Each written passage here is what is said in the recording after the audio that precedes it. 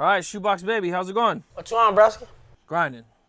How about you, man? I see you doing your thing, man. You know, you've gotten a hell of a start. You ain't even really been around that long. Yeah, for sure. But your music's really taken off, man. You've had like, you know, it's kind of like a natural. You know what I'm saying? It just naturally Yeah, for sure. came out the gate. You know, doing big shit, man. That's what's up.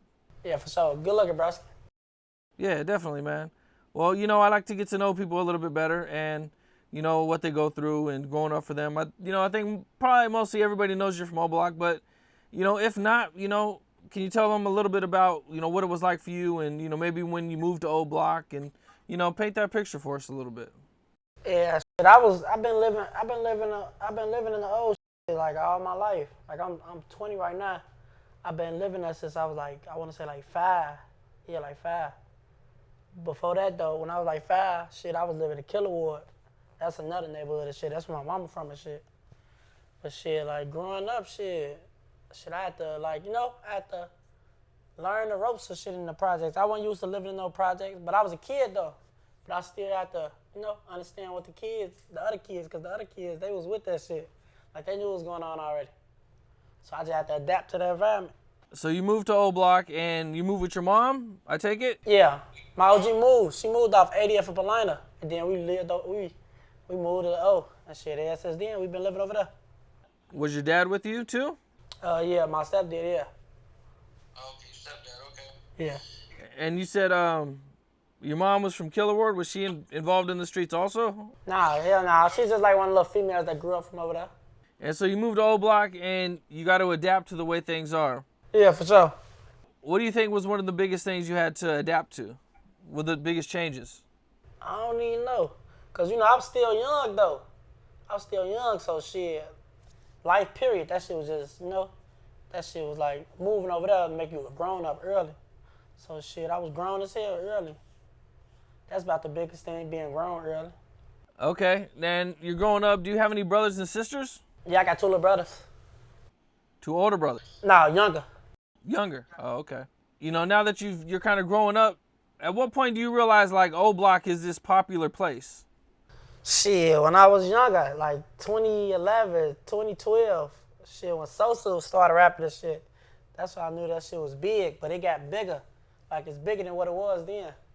Okay, so you remember Chief Keef and everybody coming around during those times? Like you were out and around. You would have been like what? Like 9. I was a little shouty. I ain't really see Sosa like that, but he was outside, but I ain't see him like that. Cause shit, I wasn't outside like that. At that age, okay. And you know, as you growing up, you know, at what point were you like starting to be out in the streets more and you know, getting involved in things?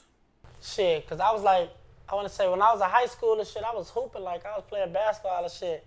So like when I was like 14, 15, I was like in the sports and shit. 16, like shit, 16, like when I started making my own money and shit, started getting in the mix though, you know? So like that shit like, it's like over time, that's how that shit go.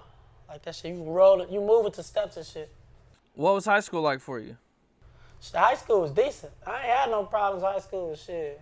They knew where the fuck I was from though. That's really what like, when I got to high school, that's when the shit happened though. Like, I started my name, I got started getting labeled in the streets more and shit in high school though. Cause you know, like they label you and shit from where you from, shit, your hood. So like shit, I live over here, so that's where I'm from. Yeah, since then, shit, you know, that shit stepped in like that. You said you graduated high school? Hell yeah, I graduated. That's what's up, man. And you know, now that you graduate high school, what do you do with yourself at that point? Do you get a job? Have you ever had a regular job? Yeah, I had a job. Yeah, I had a job when I was in high school. Like I was working at Wendy's and shit. I had a job. What was that like? Like 16, 17, yeah. I was working at, it was regular shit. I had to keep my head up and shit, make sure, you know, cause that's a public place. Even though I think I ain't no threat probably by now, they probably still think I'm a threat. So, you know, I had to shit, look out for myself. So even at your job, you were worried that some shit could go down? Hell yeah. I think I seen it, I don't know who it was, but somebody got killed at their work before. Hell yeah. So it definitely something that happens. Hell yeah. Like I was 16 and shit. Like I used to bring a gun to work. Cause they used to be cracking. It was cracking. I had to bring a gun. So you worked at a Wendy's that your ops probably went to. Did you ever run into any of Yeah, your it's ops Chicago shit. Everybody go everywhere. Shit, you may never know. So shit, you just gotta expect the unexpected. So shit, I was prepared for it. What happened? How come you quit working there? Shit, I got older. And shit. And I started learning other ways to make money and shit. I'm like, other ways that's less dangerous. So shit, I quit that shit. I'm like, fuck that shit. Yeah, that's pretty rough. You've been working at Wendy's. It could be a dangerous job, man. Hell yeah. Which Wendy's was it? Is it one that's close to O Block? I want to say like 15 minutes. Not that far. Not that far. It ain't far. Hell no, it's like 10 minutes away. It ain't far at all. Okay, and you quit Wendy's, and do you get another job, or is that the only regular job you ever had? Nah, see, shit. I was in high school. I had 2 jobs though. Matter of fact, I was working at a salad place too though. A what? A salad place downtown. I was working there too. But then I'm like, fuck that shit. Quit that shit. You quit working there? What happened? You didn't like it? Nah, it wasn't even that. It was decent, low key and everything. Get paid that week. It just be like, shit. When you got too much going on in your life, shit, some shit we had to get cut. So you know. All right. I mean, you seem like you've been working a lot of jobs trying to get money, like you've always been a hustler. Hell yeah. I always, yeah. But that shit came out like that, like I started like trying to get my own money, cause when I was growing up, I ain't had shit. Like my mama, it was tight. It was tight around. My mama had 3 kids. She young as hell with 3 kids. So shit, my other homie shit, they used to be having shit I wanted. So I'm like, once the time come, I gotta get it on my own, you know. So shit, that's why I got the job first. So I learned how to do some other shit. When I learned how to do some other shit, then bam, I switched over to that shit. So you're working these regular jobs, but every night you're going back to O Block. Hell yeah. A rough place, crazy reputation. Hell yeah. I used to be like early in the morning. I was still at school too. So I'd be early in the morning getting on the bus. Going to school. I'm leaving school, getting on the bus straight to work. But shit, I was on the bus, shit. I had a gun and shit, but shit, shit still be happening. And now that you come home, you know what I'm saying, is it like you're jumping right into the streets, hanging with the homies? Not all the time though, cause I used to be working my ass off. Cause I'm in school, so I be in school. So that means I'll be getting out of school like I want to say like 3:30, 4. So I'll be getting ready. I had to be at work at 5. Bam, go to work at 5. I'll probably get out 10, 11. It's late as hell. I'll be tired as hell. I'll probably be outside for like an hour or 2, hanging around with folks. Still in my work uniform though. Or I just go in the crib, go to sleep or something. Get ready for the next day. At what point did you start rapping? Shit. When I was younger, I feel like when I was younger though, I been knew how to rap when I was like a little kid, like I want to say like 2nd, 3rd grade, I knew how to rap and shit. But shit, like I just started like taking this shit serious. Shit, like last year. And what made you start to take it serious? Shit, I got a motherfucker from my block, a millionaire off this shit. And he ain't know how to rap. His ass wasn't ever no fucking rapper. Who you talking about? King Vaughn. Oh, you talking about Vaughn? Yeah. Vaughn wasn't never no rapper. So Vaughn influenced you to go hard with it. Seeing something like that up close. Yeah, for sure. At what point do you remember Vaughn? Like, what you mean? Like when did you guys meet? Like we from the same neighborhood though, like, but he older, so like I always was like looking up to him growing up. But like once he got out of jail, like that's when, you start communicating more because I'm older now. So now like I'm in a mix with the older guys and shit. So that's when we getting times to talk and shit, and build a little small relationship or whatever. Okay. What is there any stories you could share from just hanging out in O Block with your homies or anything? Nah, like last summer and shit. We had like a twerk contest and shit out there. That bitch was busting and shit. But shit, it was hoes out there tweaking, doing handstands on top of cars, all type of shit. Okay. Who all was there from O Block? Man, it was all type of blocks. It was 300 out there. All the BDs out there. Shit, Vaughn was out there. D-Thing was out there. There was a lot of motherfuckers out there. It's a blog on YouTube about that shit, matter of fact. Oh, okay. I want to say Vaughn and D-Thing threw it, though. I want to say they threw it. It was like a $5,000 toy contest or whatever. But that bitch was busting, though. Okay. You mentioned that Vaughn probably was the one that threw that, the twerk contest. Did he throw a lot of stuff in O Block?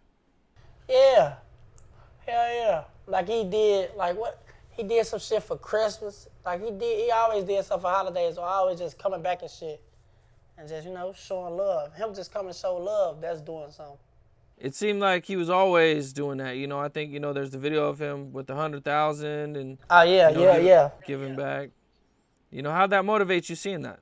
That 100,000, that shit was raw. I'm like, I gotta do that. That shit raw as hell. Give your homies you just struggle with. Y'all been struggling all your life. And shit, you could break that shit down with your homies. Same niggas you just struggling with. That shit raw. That was a big pusher to me wanting to rap too.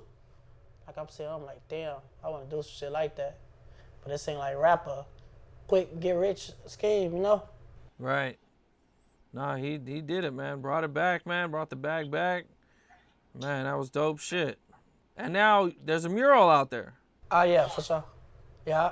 Man, that's pretty big, man. For people who aren't from like Chicago, whereabouts is it? Like, you know what I'm saying, close to O Block? Or Right across the street from O Block. Across the street from O Block? Right across the street. Like the front entrance, or is it on the side of it? Front entrance. Like when you rap, like once you ride past King Drive, you gonna see, like if you ride past on one side, you gonna see O Block, the other side you gonna see his mural.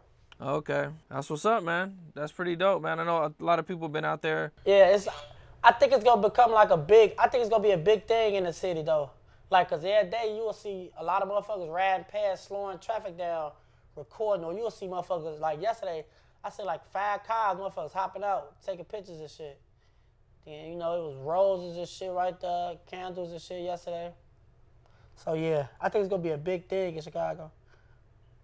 O Block is kind of turning into, I know this sounds weird, man, but it's kind of turning into like a tourist attraction. Yeah, like a monumental place up in the city, yeah, for sure.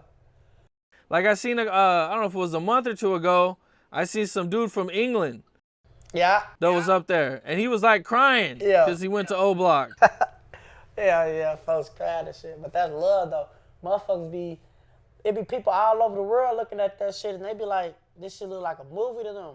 Like, this shit a fantasy, but the whole time, this shit like real life. Like, this our real life. Yeah. Hell yeah. Do you guys feel like you guys got to be alert with the mural right there, that like the ops is going to try to do something to it? Yeah. I feel like, I feel like you just got to be alert with everything in life. So, yeah. Hell yeah. That's a big prize. That mural, that painting. I ain't even say it right, but that's a big prize and shit right there. So, yeah, I feel like, yeah, you got to be on point with it. Yeah, man. The police don't like it right there. Police don't like it. Hell nah, they on some hating shit. They want it took down and shit, all type of shit. Really? Hell yeah.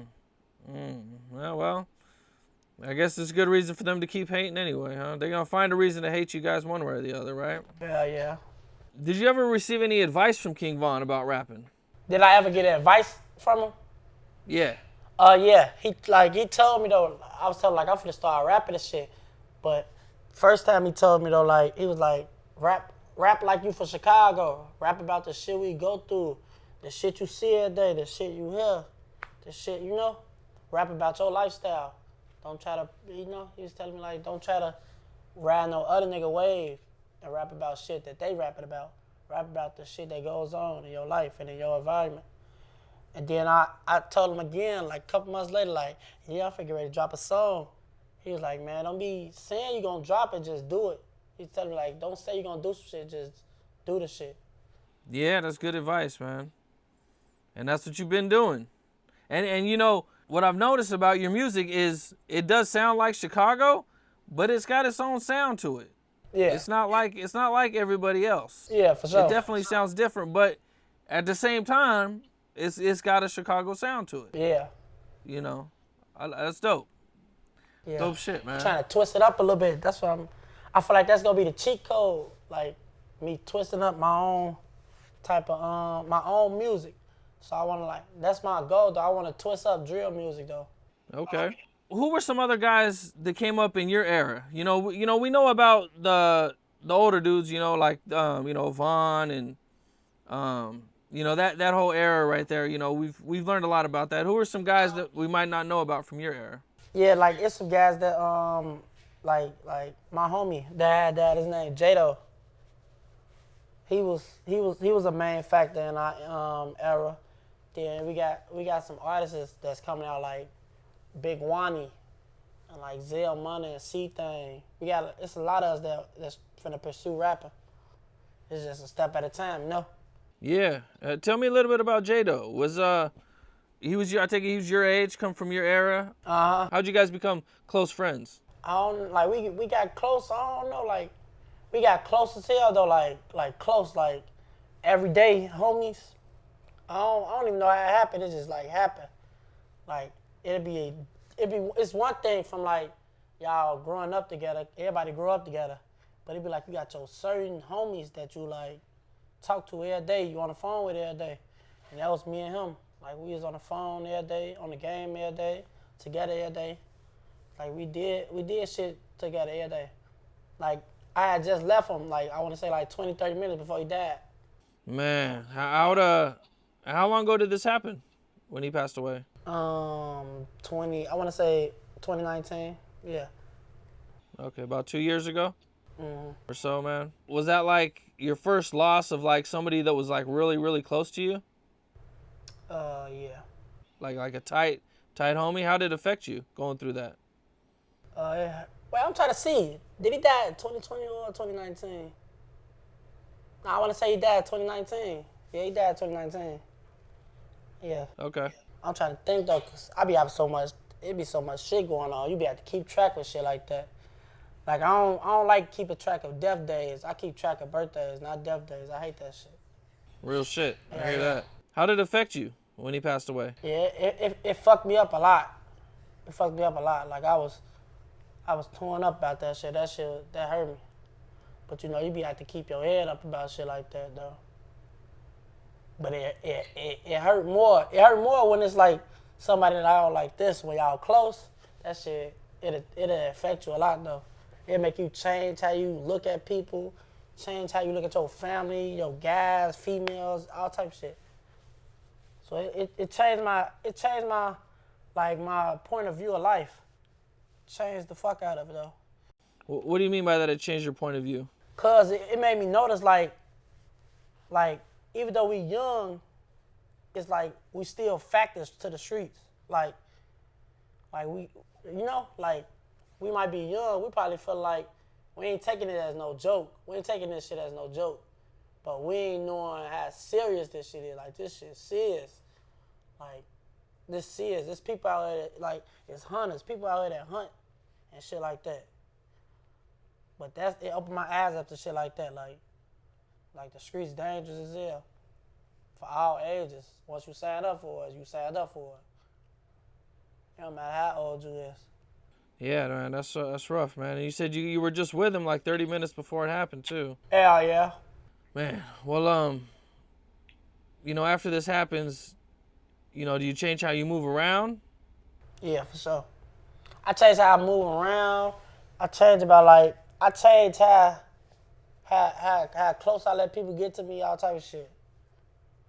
Cause it feel like you never know what's going on. You never know what people's intentions is. Yeah. Real shit, man. I seen an interview where you mentioned that King Vaughn used to hide at your house. Uh-huh. What was that like? Shit. It was like shit. He just, he try to diffuse getting in trouble and shit. So shit, my house would probably be the closest house right there. And a couple of times it was. So shit, my mama let him in. Let him stay in there for a couple minutes till everything died down and shit. Then he back out. But most of that time though, like when he come in, I'm walking him in, so I stay in there with him. That's when we have that's when we have conversations. Like, cause that's when he alone. So I'm talking to him while it's just like us right there. Oh, okay. Yeah. Well, that's pretty dope, man. You know, you actually, you got to get to know him and everything. I know he was a little bit older than you, Yeah. in a different generation, but that's pretty dope, man. Especially, King Vaughn, man. He's one of those dudes, man, that just really excelled, man. And I feel like King Vaughn was like superstar potential. Yeah, for sure. The way he did it, it was like, the way he did that shit was like so quick. And I feel like that's why, like, I be, like, the way I'm rapping quick. I'm rapping like I'm finding my sound and shit right away. So I know once I do what I do, I'm already ready, and it's not a slow process. Cause I ain't trying to make this shit no slow process. I got homies in jails. I got family that's struggling. I got a mama, I got brothers, I got homies out in the real world that's struggling. So I ain't trying to make this shit no slow process. I'm trying to get to this shit right now. I hear that, man. It takes a lot of hustle, man. I just interviewed Bo Dill. Do you know who Bo Dill is? Yeah, I know what Bo Dill is. I ain't never got to meet him though. Oh, okay. Yeah. I just interviewed him, man, and he was telling me stories about how he seen Gucci Mane knock out like 20, 30 songs in a day. You got that many songs, something gonna be hot. I'm talking about these guys got thousands of songs, literally. And if you think 1,000 songs, you're like, nah, he got 1,000 songs. More than 1,000 songs. I'll be in the studio with Gucci where Gucci will knock out 20 songs, and I'm not exaggerating. Ask anybody, when you interview a motherfucker, ask them. They'll tell you Gucci will go in the studio and knock out 15 songs in one day. You know what I'm saying? One day. He go back to back, pull up another track, go in there and knock that out. Okay, put that track on, put a hook on that. I ain't feeling the verse right now. Put that to the side, go in here, pull that up. Waka go in there, knock out shit. Like, this is how they was working. And that's where I got my work ethic from. Yeah. Like, they go hard, man. That should be tiring as hell though. Like, when I have studio sessions, my goal is at least 5. I know I can knock out 1.5 songs. I can have 1.5 songs done in an hour. In an hour, I done a whole song and I'm working on another song. So yeah, it take that effort. Yeah. Yeah, it does, man. It's a lot of work to get in there and, knock it out. But, I think that's why only the best, the most, the grind, the dudes that grind, the dudes that put in the work, man, they shine. I definitely see, I see your grind. I see you doing your thing. What do you think was like the worst situation you've seen in O Block? The worst situation I seen. Oh yeah, I had a female friend. She had died when we was younger. She had got stabbed up in a fight with some other females, like right in front of Parkway and shit. I seen her right there, dead. Right in the middle of O Block? Right in the front. Wow. Like right there where, you know what 6ix9ine did that lame goofy shit at? Right there. The same spot. Okay. Oh, are you talking about the first time he went there? Yeah. Yeah, the first time. Damn. Was this in the daytime? Yeah, broad daylight. Damn. Growing up, seeing stuff like that on a regular basis, man, how do you think that affects you? You gonna get immune to the shit though, like the shit.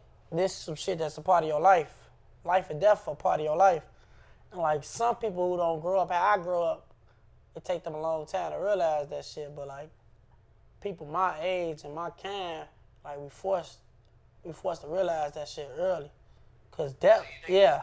I feel like death hit me like when I was like 15. I lost my first homie when I was like 14 or 15.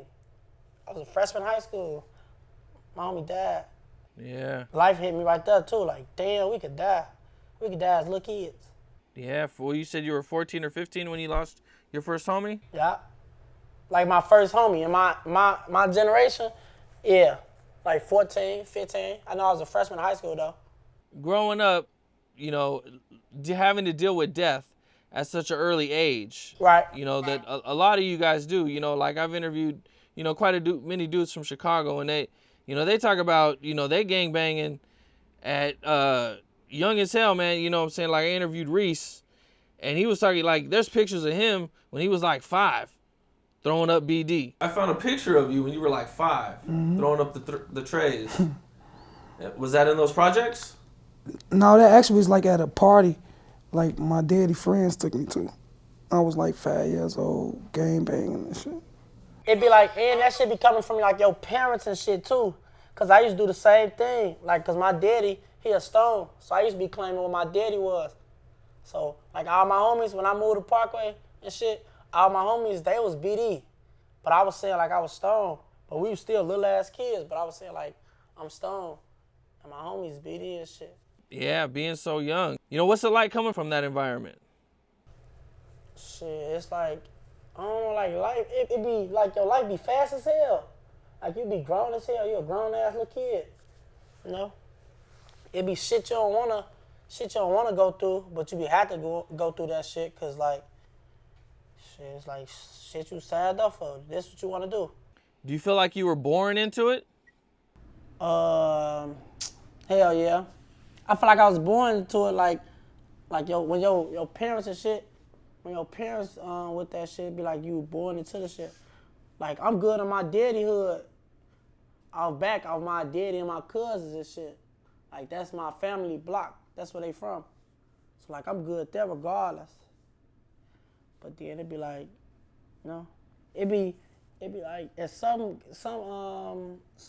case scenarios, it be like you either go with the shit or shit you go the other way. But like sometimes like in some people's situations, shit you ain't got no choice at all. You ain't got no choice. Yeah. Yeah, I mean, I'm sure it's like that for a lot of you guys. Yeah, cause I started off like, you remember I was telling you I had a job shit. I started off getting money and shit. That was my focus, getting money. But then my homies started dying and shit. It be like, damn, damn, who the fuck next or something? Like, what the fuck going on? So it be like, you dragged in the shit already. Ain't nobody force you, but it's forced on you to be in this shit. When your homie dies, it can feel like you're boxed in. Yeah. You know, like, this is how things gonna be. Is that kind of how you felt? Hell yeah. It be like, it is what it is, shit. You gotta live with that shit. I interviewed a dude named Slim 400, and he was telling me about, like, in Compton, they'll have, like, a blood school where, like, mostly Bloods will go. Then they'll have, like, a Crip school where mostly Crips will go. You went to Compton High. Yeah, I did. What was that like for you?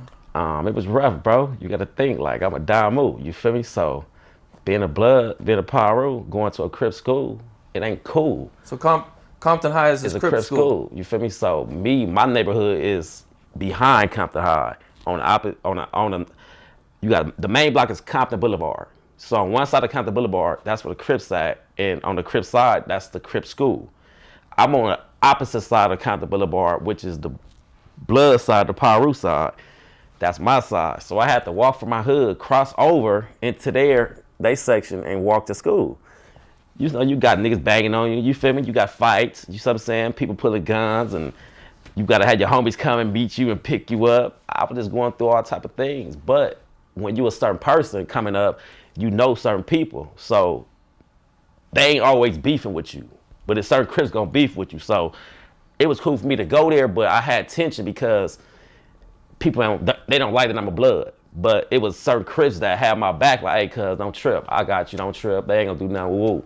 You can't depend on that, cause like, bro, they gonna get your ass one of these days. But in reality, that's how I was able to stay that 1 year. You see what I'm saying? So I went through my little fights and didn't go to school one day, ditching a lot of days, and still graduated on time, but went through my little bullshit, cause I chose to go to that school, and my mom and them thought it was a joke. You see what I'm saying? So I had to just switch my addresses and go to a Blood school. Did you guys have anything like that in Chicago?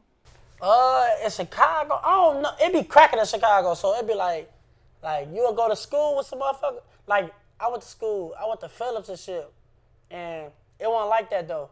It was like it'll be different hoods in that bitch. So bam, O Block and up. It'll be like 11 of us, but then we'll be in another nigga neighborhood. We'll be on 39th, so that's between Murder Town, and then that's Trigger Gang, OBN. So they'll be in a bam. Then you'll have 4340 up in Welch World. they'll be a bam. Then you'll be have all type of loose, miscellaneous ass niggas in there and shit in the crowd. So it'll be mixed up though. But like, before I was in high school though, like right before I was in high school, like 7th, 8th grade, when I was in 7th, 8th grade and shit, there was the time where it was like, this is GD school, this is BD school. But yeah, it be like that though sometimes though. Was there any times where you had to like, you know, call your homies up like, yo man, shit about to go down at school? Hell yeah. Y'all get up here, make sure everything's good? Hell yeah. Hell yeah. But it was like, shit, it'd be like, it wouldn't even be me though. It'd be like, shit, one of us. Like, it'd be one of us from the block that said some shit. And they'd be telling motherfuckers like, it's finna go on once we get out of school. And shit, like our homies used to take the bus, come down there, meet us and shit. I feel like we started most of the fights at school. Oh, okay. So they was mostly doing the calling then. Hell yeah. But nah, we was doing the calling too. We was calling though, just in case, letting motherfuckers know like, we finna send the school up, so shit be on point. So shit. Yeah. So it's always that. Then we'd be getting on the free CTA bus. So the free CTA bus really our shit. That's really our bus though. But shit, we used to get into it with niggas like getting on the bus. Niggas used to be waiting at bus stops and shit for us, all type of shit. You said that it was your guys' bus. What do you mean by that? Like, mainly shit, most of the kids on there was from my neighborhood. Oh, okay, I see what you're saying. So like the ops didn't ride that bus. Nah. They knew not to ride that bus. It'd be a Shit, problem. the ops, no. They ain't never, the ops wasn't never going the same direction as us. Like, our school routes wasn't never the same. Oh, okay, I see. I don't even know what school the ops was going to, matter of fact. I don't even pay attention to their ass. You'd mentioned dudes waiting at the school bus for you. Did that ever happen? Shit, not with me, but shit, like, it happened before on the bus, but it ain't never happened, like, in my face. That shit ain't never happened with me. Oh, okay. Now that you're taking music serious, what are your plans for the future? At first it was to get rich. That was my plan, to get rich. But then I learned though, I love rapping. I love rapping now. Cause it's like, that shit like, it feel like a second nature to me now. I like it. So it'd be like just to be successful and shit, get somewhere in life where I can put my other people in position to be winning just like me. So getting rich ain't even the main focus. It's gonna come with it. Cause I desire it now. So, you know, so basically being successful and making the people around me successful. So they can make the people around them successful. Have you dropped any projects yet? Nah, I only got 3 songs. I just dropped a song called Lemonade. I just dropped that, a Gucci Man freestyle, the remix of his Lemonade song. I just dropped that like, I want to say it just made 3 days. It's at 10,000 views right now. 10,000 views in 3 days. No big promotions, no nothing. Man, that's fast. Yeah. For your third song, already doing them kind of numbers. Yeah, my first song got 125,000. Yeah, I mean, I know people listen to it and to listen to this might not be like 125,000. Nah, that's a lot out the gate. That's a lot when you came out of nowhere and shit. Like, don't nobody know me. They don't even know I exist. It's like, who the fuck is him? Yeah, I think I seen you on Chiracology. I go in there every once in a while, and I just happened to be in there, and they were talking about you, and I was like, oh shit, okay. Yeah, I say somebody showed me my song in there or something. Somebody showed me I dropped a clip of my song in there. Yeah, so I just got up on it. I think it's on Reddit or some shit. Yeah, Reddit. Yep. Yeah. I think I'm thinking like I'm planning on doing a project though. I don't know if it's gonna be a mixtape or like a 5-song EP. I know I want to label it though. The Kid That Came Out of Nowhere. Okay. You got a date? You gonna drop that? Nah, I don't know. I want to say first quarter next year, or it might be December. You gonna keep dropping videos? Hell yeah. I'm working on my next project now to drop. I want to drop it like 2 more weeks, be more consistent. And then I want to say, I don't know if my next one might be a feature. It might be with somebody. Cause I got some feature with other artists, like in the vault. I just ain't dropped none yet. I mean, you got a lot of dudes who can give you a lot of game. Me and DQ, we got a lot of songs together. We got like 3-4 songs. Me and Dre Me and Dre working on me and Prince Dre working on some songs now. Then me and Muop working on something too. And I got something with DCG. You heard of DCG? Yep. The brothers? Yeah. I fuck with them too. So I got some shit with them too. Well, that's what's up, man. A lot of people don't have that kind of guidance. You know, for sure. somebody that's successful and in the music business where they can pick up the phone and, you know, like, hey, I got this question, man. You know, what should I do? And, Yeah. you know, man, that's a blessing right there, man. Yeah. It's all about using the tools you got. Yeah, real shit. I'm still working on what I got coming next though. But I gotta make sure it's something big though. Okay, I'm sure. Yeah, I'm sure. I'm sure we're gonna get something big out of you at one point. It's gonna happen. Yeah, for It's gonna sure. happen. I don't know when, but I can see it happening. Yeah, hopefully in the next 3 weeks or something. I don't know. Sooner the better. Yeah, I gotta get to it though. Matter of fact, I thought leave it though. I'm finna go to the studio now and work on something. Cause like I'll be in the studio and I'll make a lot of songs. That's what you gotta do, man. You just gotta stay in that studio, put that work in, perfect your craft, and one or two of them motherfuckers gonna be hits. Yeah. My next goal, like my first goal was 100,000. My next goal 500,000. You know, after that it's 1 million. Yeah, definitely. Well, all right, man. Yo, man, this was a dope interview. Like I said, man, I just wish you the best. For sure. Yo, man, I appreciate you, man. This was a dope interview, man. You know, I just want to see you, you know, be successful. You know what I'm saying? I think you got you know that. a big future ahead of you, you know, and, you know, I just wish you the best. Yeah, thank you. I appreciate that. Definitely, bro. For sure. All right. All right, bro.